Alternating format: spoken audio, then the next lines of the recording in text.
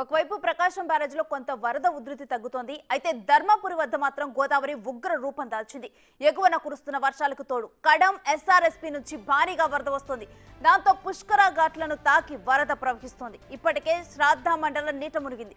సంతోషిమాత ఆలయ మెట్ల వద్ద కూడా వరద నీరు చేరుకోవడంతో అధికారులు అలర్ట్ అయ్యారు. గోదావరి నదీ ప్రవాహాన్ని ప్రభుత్వ విప్ అడ్లూరి లక్ష్మణ్ కుమార్ అధికారులతో కలిసి పరిశీలించారు.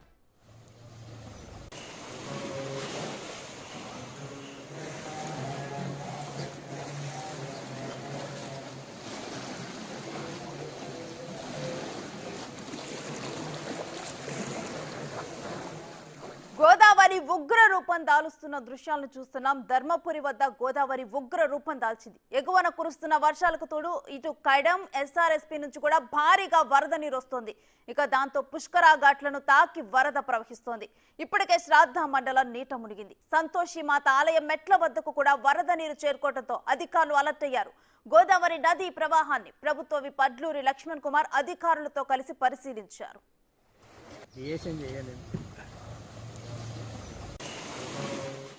ఇక ఇదే అంశానికి సంబంధించిన డీటెయిల్స్ కరీంనగర్ ప్రతినిధి శ్రీనివాస్ అందిస్తారు.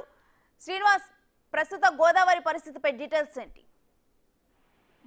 రెనసి ఎగువన కురుస్తున్నటువంటి వర్షాలకు ఇటు గోదావరి నది అయితే ఉగ్ర రూపం దాలుస్తున్నటువంటి పరిస్థితి కనబడుతుంది.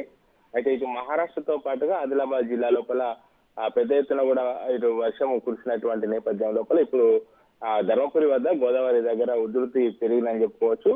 ఈ నేపథ్యం లోపల ఇటు ఎస్ఆర్ఎస్పీ నుండి కూడా గోదావరిలోకి భారీ నీరుని విడుదల చేస్తున్నారు. అదేవిధంగా కడెం ప్రాజెక్టు యొక్క గేట్లు కూడా ఎత్తివేసి గోదావరిలోకి నీటిలోకి వదులుతుండటంతో ఇప్పుడు గోదావరి నది ద్వారా ఇటు mid Maneru lower Maneru dam కు పెద్ద ఎత్తున కూడా నీరు చేరుతున్నది. ఈ నేపథ్యం లోపల అయితే ఇటు ధర్మపురి వద్ద అయితే గోదావరి నది ఉధృతంగా ప్రవహిస్తున్నటువంటి పరిస్థితి కనబడుతుంది.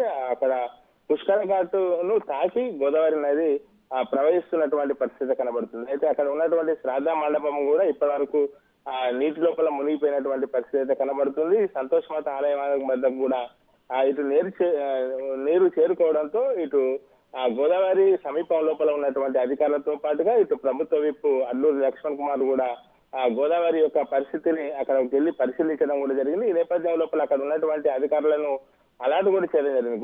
గోదావరి నది ఉగ్ర రూపం దాలుస్తున్నటువంటి నేపథ్యం లోపల ఈ పరిసరాల్లోకి ఎవరిని కూడా రానియకుండా జాగ్రత్తలు తీసుకోవాలని చెప్పి అధికారులను కూడా సూచించినటువంటి పరిస్థితి కనబడుతుంది. మొత్తానికైతే పెద్ద ఎత్తున కూడా గోదావరి నీరు తరలి వస్తుండడంతో ఇటు ఉమ్మడి కరీంనగర్ జిల్లా వ్యాప్తంగా ప్రాజెక్టులోకి కూడా పెద్ద ఎత్తున నీరు వచ్చి చేరుతున్నటువంటి పరిస్థితి కనబడుతుంది.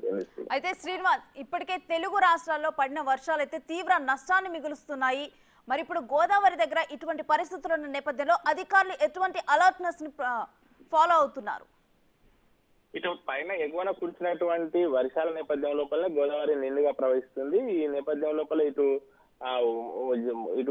గత 2 రోజుల నుంచి ఉమ్మడి కరీంనగర్ జిల్లా వ్యాప్తంగా అటు జగిత్యాల జిల్లాకి వ్యాప్తంగా వర్షాలు కురిసినప్పటికీ కూడా ఇటు నిన్న ఈ రోజు ఇటు ఎడతెరిపి ఇచ్చినటువంటి నేపథ్యం లోపల అయితే వరద ఉధృతి యొక్క వల్ల ఎటువంటి ప్రమాదం కూడా చోటు చేసుకున్నటువంటి పరిస్థితి కనబడుతుంది.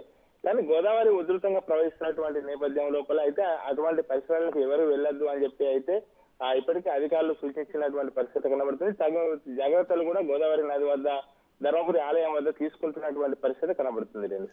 Right, thanks for the details Srinivas.